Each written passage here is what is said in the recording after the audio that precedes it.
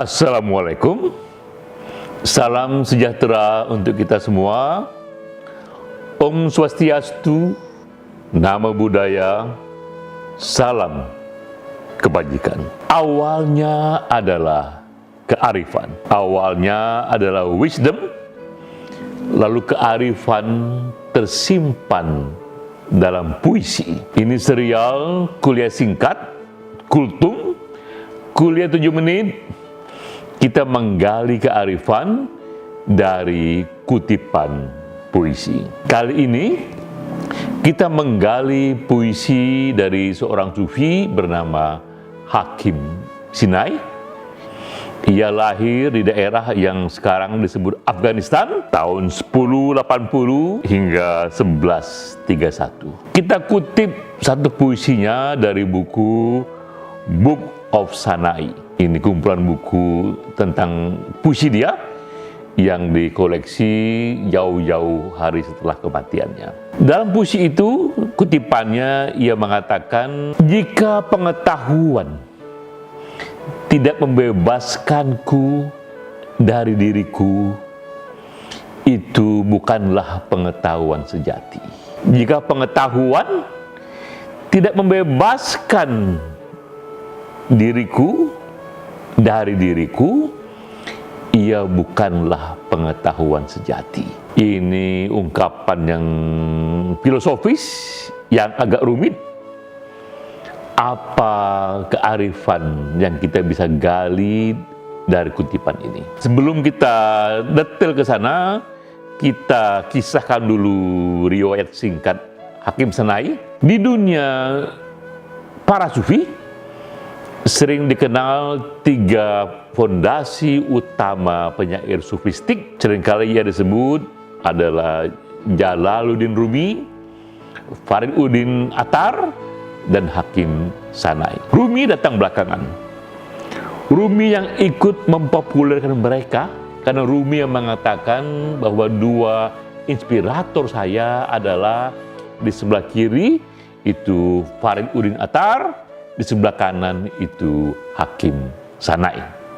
Mereka yang menyukai Rumi akibat juga menggali siapakah itu Fariduddin Attar dan bagaimana dengan Hakim Sinai.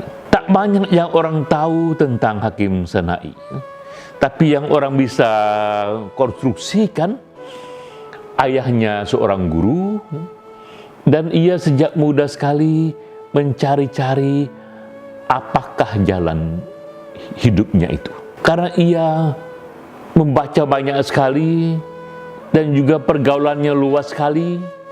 Pernah satu ketika ia ingin menjadi pegawai pemerintah. Ia juga pernah ingin menjadi tentara. Ia pernah ingin menjadi seniman, budayawan. Pun ia pernah juga ingin menjadi seorang ahli hukum. Ia juga banyak bergaul dengan para pemikir yang dikala itu banyak juga para pemikir yang sedang dengan mabuk. Karena mabuk itu mereka sampai pada kesadaran yang berbeda. Hingga suatu ketika Hakim Sinai memutuskan ia ingin berkelana. Maka pergilah ia dari wilayah yang sekarang Afghanistan. Dia datang ke Irak hingga ke Turki. Ia jumpa banyak sekali orang-orang dan pemikirannya.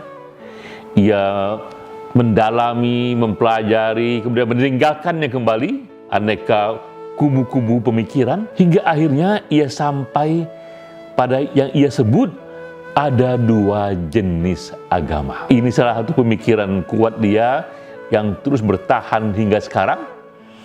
Dia katakan ada 2 jenis agama. Pertama, agama bagi orang-orang kebanyakan. Itu adalah menurut dia satu tradisi yang dihafalkan, satu ritual yang dihafalkan, yang diulang-ulang dari satu generasi ke generasi lainnya. Inilah agama yang dipeluk oleh orang-orang kebanyakan. Namun menurut Hakim Sinai, ada juga yang ia sebut agama sejati. Ini acap kali hanya bisa dipeluk Dan yang sampai pada tahap ini hanya sangat sedikit orang saja. Karena menurut Hakim Sanai, agama sejati itu hanya mungkin kita sampai terbang ke sana melalui dua sayap. Pertama sayap yang ia katakan kesadaran cinta. Jadi orang untuk sampai ke sana, kesadarannya harus dulu sampai pada level cinta yang mendalam, rasa kegairahan pada kebajikan yang mendalam, barulah ia bisa sampai terbang ke tahap itu. Namun itu pun tidak cukup. Ia perlu juga sayap kedua yang ia sebut sayap kesadaran sosial. Bahwa siapapun ia harus dulu memahami sedikit seluk-beluk masyarakatnya sehingga ia tahu di mana sebab musabab dari ketidakadilan itu yang membuat ia dapat mengambil tindakan yang benar. Nah, dua fondasi itulah, dua sayap itulah, rasa cinta dan kesadaran sosial nggak mudah membuat orang untuk sampai pada apa yang ia sebut dengan agama sejati itu.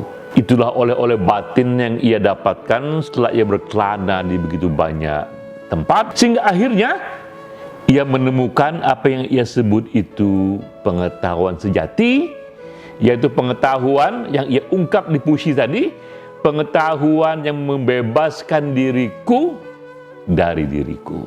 Nah, saat itulah kemudian ia memutuskan bahwa dirinya sudah terbebaskan dari berbagai hal yang selama ini memikatnya, dan ia merasa jalannya adalah jalan seorang sufi. Nah, saat itulah ia mulai fokus dan ia menjadi seorang penyair yang begitu produktif, begitu energik dengan kata-kata renungan yang dalam dan indah. Itu puisinya bahwa pengetahuan itu hanyalah sejati jika ia membebaskan diriku dari diriku sendiri. Ada kisah lain yang juga mengalami seperti ini.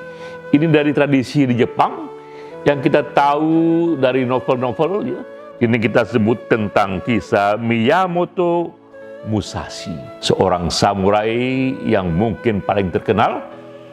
Orang juga mengetahui yang membaca Musashi, di masa mudanya Musashi adalah seorang anak muda yang gelisah bernama Takezo. Ia sudah mempunyai keahlian pedang, keahlian samurai, tapi jalannya adalah jalan kekerasan. Jalannya jalan kegelisahan karena ia marah. Ia mengetahui ayahnya diperlakukan secara tidak adil, semena-mena, dan samurai di tangan Musashi melukai begitu banyak orang, energinya yang begitu hebat berlipat dengan teknik pedang yang kuat, tapi ia justru menjadi musuh dari masyarakat. Sampai satu ketika ia ketemu dengan seorang guru bernama Tokuan, guru Zen, dan dengan Tokuan tiba-tiba ia tersadarkan. Oleh Tokuan ia dibawa pulang dan disimpan dalam satu ruangan, diberi banyak sekali bacaan, diajak diskusi, semua mengenai karakter. Sehingga akhirnya selama berminggu-minggu, Musashi mengurung diri, ia membaca, ia merenung, dan ia pun menemukan yang disebut oleh Hakim Sanai itu pengetahuan sejati, dan ia berubah.